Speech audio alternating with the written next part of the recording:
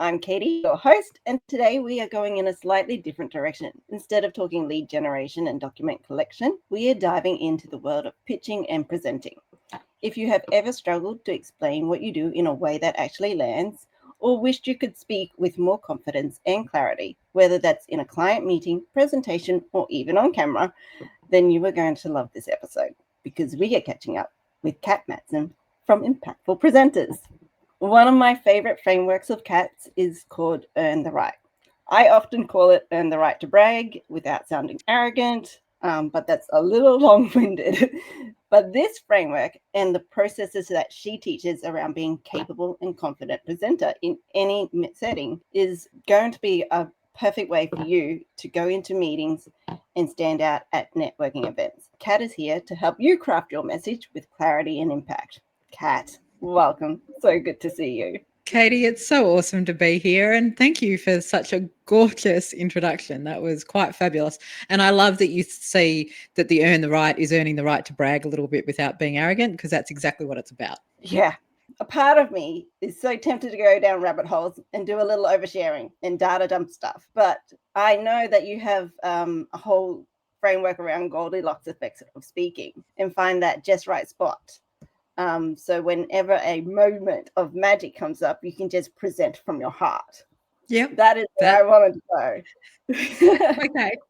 And you mentioned going down rabbit holes, and when we're trying to establish authority, when we're trying to prove ourselves, when we're trying to, I don't know, win over a potential new client or demonstrate to a new client why we're better than everybody else, it's really tempting for us to not list all of our skills, but to say all of the things. I often say in my workshops, one of the personality types that we can take on is data dumping Danny. If I just tell you all of the things, if I just give you all of the facts and all of the figures and about all of the things that I've saved other clients, if I can just tell you all of the things, then you'll like me, right?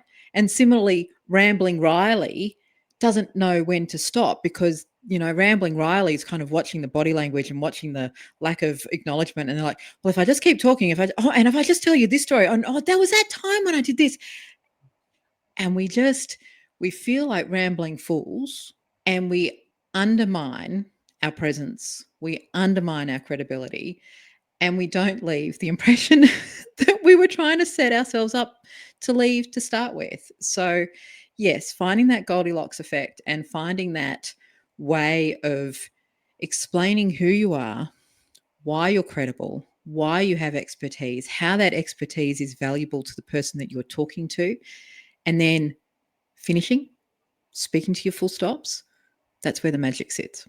Yeah. And I know that with this whole pause, I'm working on the pause because it actually is an incredible value. I probably go through the data dumper and the rambling Riley things. One of the things I've said is that I'm camera shy. It took me a long time to even want to be on camera, which, as I said, you and I have a long history of knowing each other. So I started your course, 2-3 years ago? And I have not made much a piece of content since trying that particular course. But it was so great to be able to revisit some of that training, because I was like, okay, I got this time. Yeah. And I think, I'm so glad that you're taking use or taking advantage of the lifetime access to the Impactful Presenters program, because that's why it's designed. And I think this is one of the things people say. Well, it's rumored, and I've never actually found the original source for this particular statistic, but it's rumored to be that public speaking is the second highest fear for people after death itself. And if that's true, if people watching this right now, if people listening right now are sitting there going, I hate public speaking, that's a terrible shame, because public speaking is easily the most powerful tool you can have in your professional toolkit.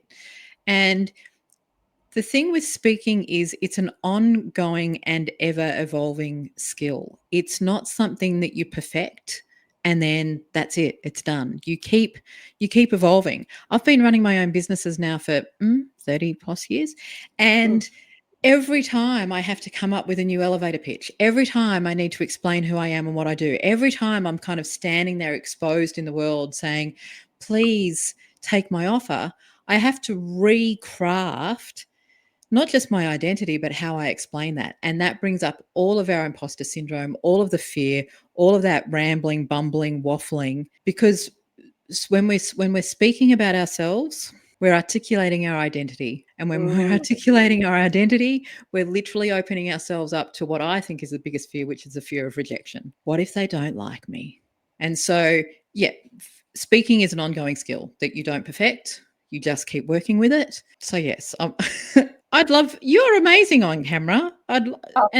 If I can actually say, I think one of the things too that we tell ourselves is that in order to be good on camera, in order to be good at a networking event, in order to take a stage, we have in our mind these models of what good looks like. We think we need to be a TEDx speaker, or actually no, you just need to be your authentic self. You just need to connect and not drown your audience in too much info, because what people want more than ever now, particularly in an AI-enabled world, they want connection. They want to know that you are a human being who gets them, who sees them, and has, weak points just like them. They don't want perfect. They want authentic. Yeah, and I know that more than ever. And I think for me, I've actually been performing on stage since I was a little kid. I'm like, so I grew up in a church. So it's one of those things where my mum in particular made us do performances in front of a group. But because I didn't make that choice, I felt forced. And therefore, and this is, I guess, where, all other people, whether you're having your nervous energy and you're like, I don't want to do this. I don't want to be forced to do this. And sometimes, especially when you're thinking about marketing and promoting your business in a networking event, and you're turning up and I'm like, oh, I don't want to do this. I don't want to be forced to do this. And that's my own attitude appearing. Totally. And that's also, like, as in whether you are a broker, if you aren't there for the right reasons, your messages are probably going to exude from your body. Absolutely.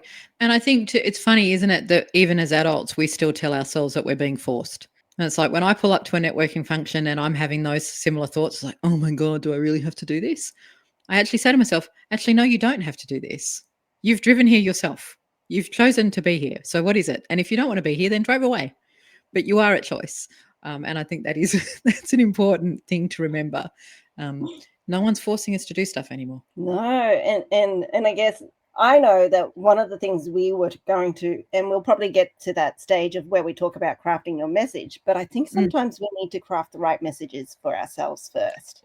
Do you know what I mean? Like, couldn't agree more. And you mentioned my Earn the Right framework earlier, and I'll explain what the framework is in a second. But one of the things that I've seen over the years of doing this particular work, teaching people how to show up and speak and be heard in a way that feels authentic and real. When I was teaching, the Earn the Right framework originally was designed for people who were taking a stage, were feeling really nervous, and they needed a way to calm their nerves straight away. And so the Earn the Right framework is a way of introducing yourself that establishes credibility, establishes authority, lets your audience know why you're worth listening to. So that's all the audience orientation. But from your perspective, it's a piece that you can almost do by memory. You can almost do it on autopilot. So even when you are nervous as all get out, even when you are freaking out, even when you are looking at your audience going, oh my God, I don't want to be here, you can kick into this autopilot Earn the Right piece. What was interesting though, as I was teaching people the Earn the Right framework, because it does involve a bit of humble bragging, what I was watching was people were changing the stories they were telling about themselves. Because I was inviting them to find their brags, to find what it is that they could say that makes them awesome. As they're telling those stories, once they got over the discomfort of bragging, because not many of us actually like that, once they got past that and realized actually they were just telling stories of truth, they were just telling stories of where they've come from, what they've done, their identity shifted. And instead of feeling like they didn't have the credibility, instead of feeling like they were asking permission, instead of feeling like they were kind of begging to be liked, they actually stood up a little taller and was like, oh, yeah, I can add some value here. I can do something for you here. So that identity piece is ridiculously powerful, and I think we underestimate it. And it's more than just the title. It's more than just saying, "Hi, I'm your local broker," Mm, because the person next to you can say, "I'm also your local broker." But it's also not about competing. It's not about saying why you're better.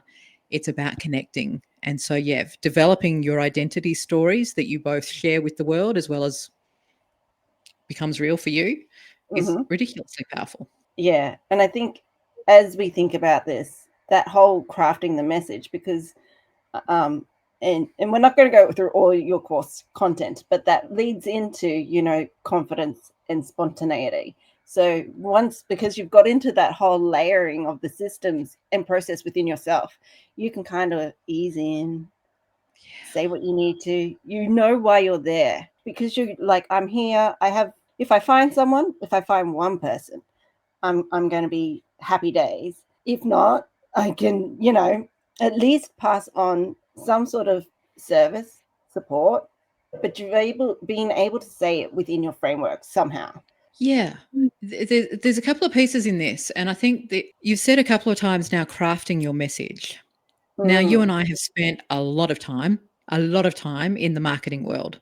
So, yeah. crafting a message is one of the things that we do as marketers. For most, I'm going to say for most professional service providers, brokers absolutely in that mix, but I've spent a lot of time in my life with accountants and financial planners, and it's true for them as well. Professional service providers don't see themselves often as marketers. Their expertise is in the advice that they provide. And so, this notion of crafting your message can feel really inauthentic. It can actually feel a little bit, I don't know, like you're crafting a costume to put on. Whereas one Mm, of the things that I do in my program and with my one-on-one clients is instead of crafting the message, I'm eliciting the stories. I'm pulling the stories out of people and then reflecting them back so they can go, "Oh, that's me. That's who I yeah. am." So it's not so much crafting your message, it's more honing your message so you can articulate who you are and what you're about.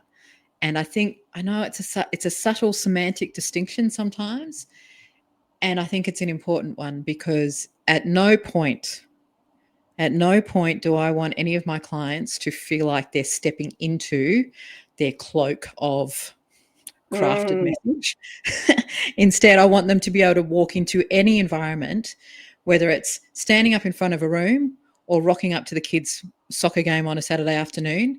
And when somebody says, "So what do you do?" it's an authentic response. It's an authentic, "This is what I do, this is how I add value," because you know your own story.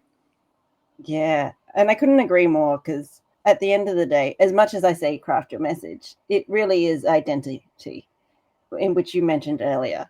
And when you know who you are, you're like, someone will go, "What do you do?" And then you're like, maybe ask a few more questions so that you're not saying, "I'm a mortgage broker," or "I do finance," Clay. because we all know that unfortunately makes people bored unless they're right happen to be in the market, and hitting that right in the market, needing that opportunity is more hit and miss than anything else. Oh, we're going to go down. I'm trying not to go down too many different tangents here, but Yes, that right. There that you have it. example, that example of how do you introduce yourself in a way that, no, let me rephrase.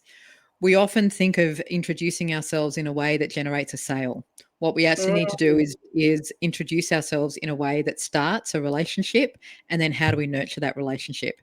Not every relationship that we're ever going to create is going to result in a sale, not directly with that person, but it might result in referrals, or it might result in edification or validation on social media platforms.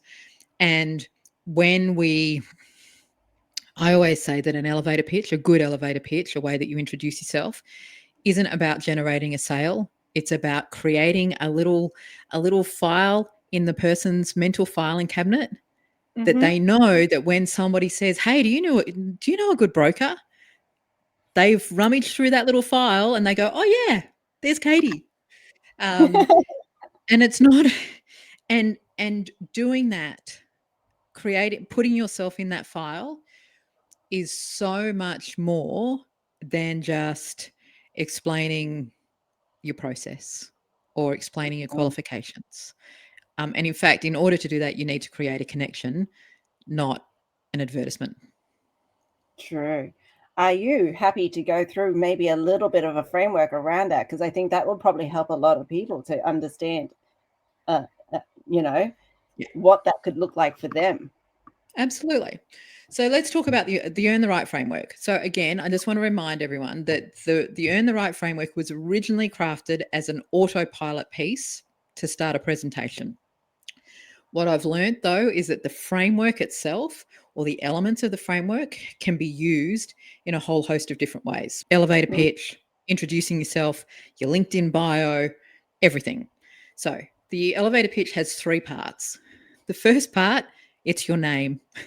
And as ridiculous as I know that might sound, when you, again, going back to that being an autopilot because you're scared witless, because you're standing on a stage and you really don't want to stand on a stage because you're absolutely petrified of public speaking, the one thing that you can do, the one thing that you can remember is your name. And so it's an instant signal. Yeah, it's an instant signal to your nervous system that you're okay. From a storytelling perspective, connecting what you are about to say after your name to your name is an important identity piece. So the first part is your name. Hi, I'm Cat. The second part then is a little bit about what you do and maybe why. Now, this changes for me depending on who I'm talking to, but I will often say, hi, I'm Cat. I'm the CEO and lead facilitator of Impactful Presenters, which is an organization that teaches humble leaders how to speak so that they're heard. The reason?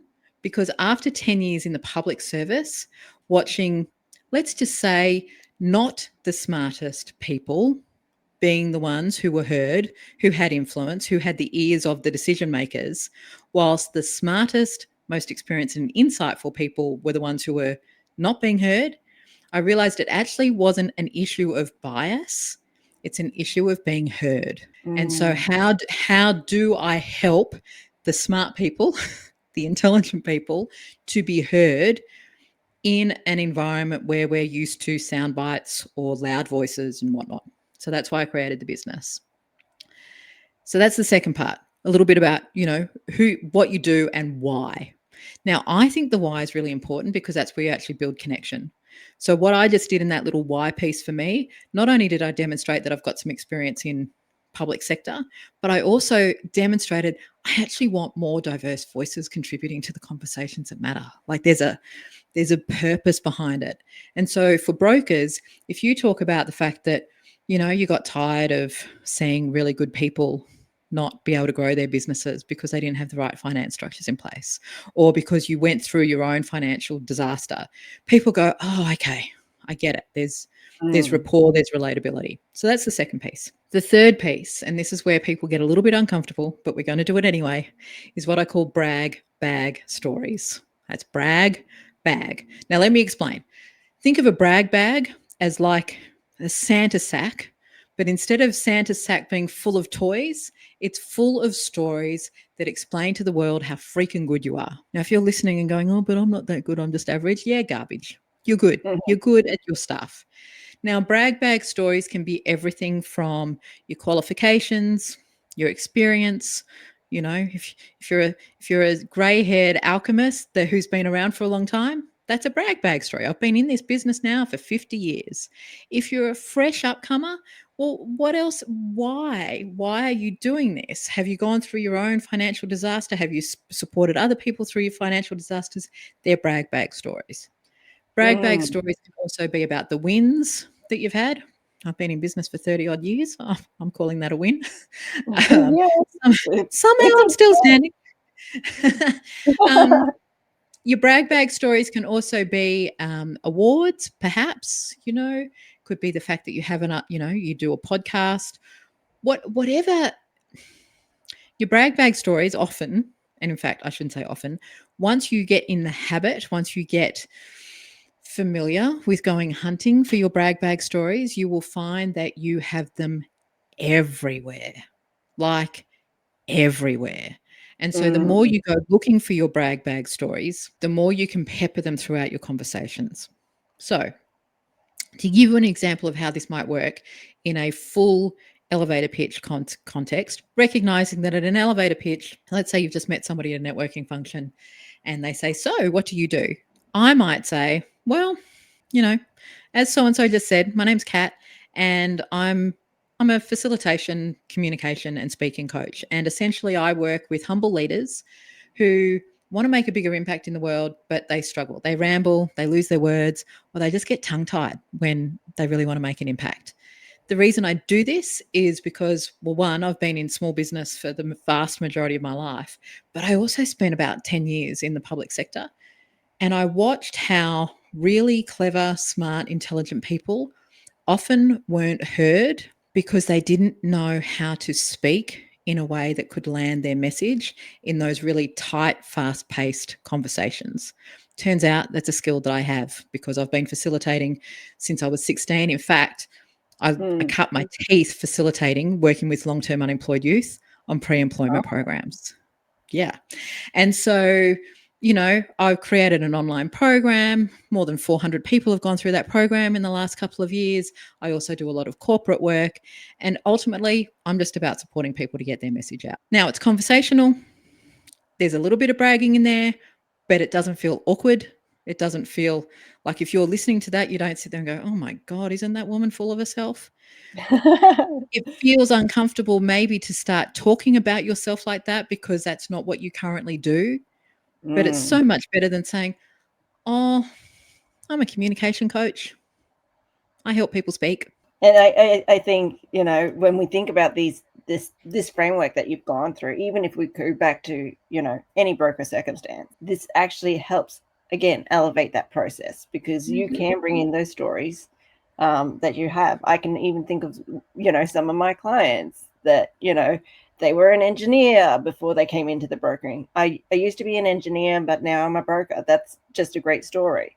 Well, and I mean, and it's funny because I work with a lot of what I call accidental people. And by accidental, what I mean is people who have had career paths that aren't linear. And so they sit there and go, "Well, I was an engineer and now I'm a broker and that doesn't make any sense." And I go, "Actually, that makes perfect sense because engineers are all about piecing together bits. They're all about building things and making them work. So it makes perfect sense to me that you would now be able to do that for finance."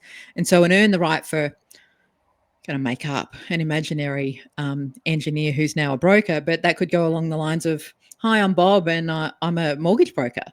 I actually started my professional career though as an engineer. And yes, I've always loved building things, piecing together things, and actually finding the most effective and efficient way to craft things. Anyway, after there was a whole lot of stuff that went down in engineering and I just decided that I needed a career change. And so I took those skills into finance because one of the things that I kept seeing was people missing out on opportunities because they didn't have the right finance structures. In fact, just last week I was talking to a client of mine. They wanted to purchase a building. They wanted to, rent it back to the business, blah, blah, blah. And they weren't getting awesome advice from the bank, funnily enough, because the bank was interested in selling the product, not in actually structuring. So that's what I do. Yeah, see? See? See? And I think this is where you get your authentic messaging from because now you know what your stories are and how to come. And you're now opening what we call the Violet decks in the head. Correct.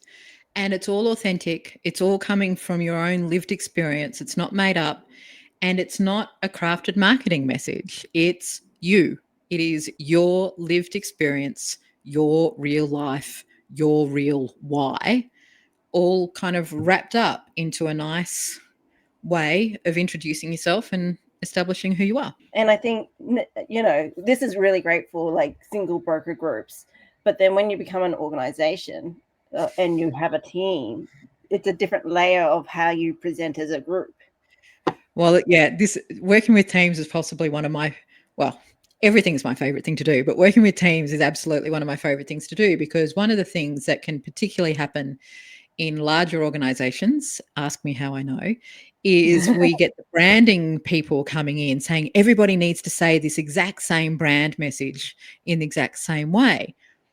And that's a complete misunderstanding of what brand is. Brand is not about reciting the same words. Brand is about communicating the same essence. And so what I do when I'm working with teams, the principal they'll have their own earn the right for themselves as well as for why they run the business or why they created the business. But then the next layer, say the BDM, the business development managers, or the next layer of managers, how they talk about the business, the essence will be the same because the values of the business are consistent, but how they articulate it will be in their own words. So what I love doing with teams is actually working with the whole organization to align personal earn the rights, personal stories, personal brag bag stories with the relevant brag bag stories for the business. So everyone can show up and say, hey, I'm from Acme Broking. There's an authentic story for everyone to tell.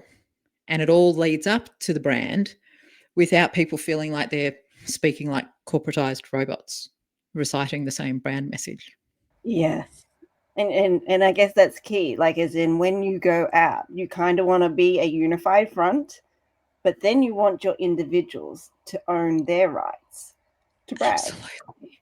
Well, because they're having to put themselves in the mental filing cabinet of the people that they're speaking to, and it needs to be them as much as it is the organization, right? And so that has to come from a place of authenticity. That can't come from a style guide or a brand message handbook. It has to come from them, because, well, humans want, we've said it before, humans want connection, and if people feel like they're getting the script, that's not connection. They disconnect as soon as they feel like they're getting the script. But if they feel like they're getting you, hey presto, relationship is being developed. And I guess sometimes when I think about these things, sure, we were talking about how you network and how do you pitch or present yourself for others in an opportunity in a room. But then this also leads to what we call ongoing lead generation, referral networks, and building that funnel system for you, because someone might actually think about you later after the event. And this comes back to what you were saying earlier, where if you are in their Rolodex of people, they might actually go research you, and then they might actually look for these things that you started talking about because you have it on your website. AI might even recommend you. Who knows? We're not going to go down the AI pathway here, but Well, and I think this is right, because I mean, I'm asked for referrals all the time, right? And so if you, Katie, were to ask me today for a recommendation to a lawyer, I would ask why you needed the lawyer, and then I would go ruffling through my little mental Rolodex to find the right lawyer to refer to you. It's not going to be, well, for you, it's not going to be the stuffy, suited up, top of town lawyer. It's going to be someone who's a little bit more vibey, who's got a bit more personality. And again, this is why that authentic earn the right is really important, because people want to know who you are, because they also then want to trust the referrals that they're passing on. I literally actually had somebody today ask me to share a LinkedIn post of theirs, and I'm like, no, that's you're I'm happy to comment on the post, which is what I did, but I'm not going to share you because you're not going to offer enough value to my network. That's not what that network is about. And it's the same with referrals. I'm only going to refer people who I know who are a right match, because I want you to get a good experience. So putting your personality, putting your authenticity, I know it's an overused word, but putting your authenticity into your introduction means that the people who are meeting you, they know who you fit. They can actually start lining you up in their minds, going, oh yeah, you'd be a really good match for so-and-so. Yeah. And as you were saying, it actually reminded me of this situation that happened the other day with one of my he is a referral contact for me. Like, he likes to refer people to me. However, he forgot about me until somebody said something, like, as in one little phrase, because he was like, the guy had been talking about chatbots and how to build chatbots, but because he's more commercial than he is asset, nothing rang. And then he said one little phrase, and I can't remember what that phrase was, but then he's like, oh, Katie's the solution. Do you know what I mean? And I'll try and message her. But until that came up, like the Rolodex of his file of who to help was like rolling on empty. Yeah. And so coming back to that whole notion of ongoing lead generation, what we often forget is we then need to nurture those leads, and how we nurture those leads is going to be different for all of us. When when you introduce yourself in an authentic way, based on who you really are, based on your lived experience, then that ability to nurture becomes a whole lot easier, because you're reaching out then based on your reality. So whether it's a, hey, I just saw this article and I thought of you, or whether it's, we're overdue for a coffee, it's all you. You're not having to go, oh, who was I again with this person? Who do I need to pretend to be with this person? What's going to be valuable to this person? You can literally just keep showing up as yourself. And those brag bag stories that you go mining for, when you do have that next coffee or that next follow-up, you can pepper that into the conversations, just like I did when I mentioned just now that I cut my teeth in facilitation with long-term unemployed youth. You went, "Ooh, I didn't know that." We've known each other for a really long time. Yeah, we And so have. just, Oh my God. I'm not counting up the years. It makes me feel old. No, I But just went like Rolodexing back in time, come back to the present moment. that's right. So the benefit of these brag bag stories is it's not just how you introduce yourself, it's then how you continue to build relationship over time, whilst also establishing credibility, whilst also establishing rapport. The number of people who have gone, "What, you've done youth work as well?" I'm like, "Oh yeah." Oh yeah. They go, "Wow, Yeah. tell me more." And that's led to all sorts of other opportunities as well. Yeah. And I guess from my perspective, I have this deep care for people.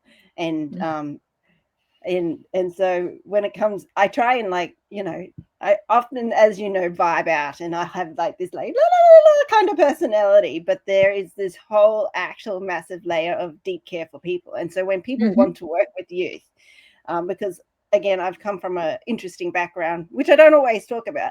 People who care about youth have a different frame of thinking, and it means, again, how much can you care for someone? Because if you can care, and then it just takes the whole framework somewhere else. But I guess coming back to why we're here, because whether you're pitching or presenting, like these are stories we're telling of ourselves from our background. But as brokers, you need to craft your own story. I keep calling it crafting because at the heart of who I am, I'm still a marketer. Yep. Articulate, find, dig, develop, get used to, get familiar, and tell your own stories. Yeah, tell your own story. Find the way to tell it. If you need help telling it, Cat, tell me where they should go, because I think That's Cat a, would be the best solution for that.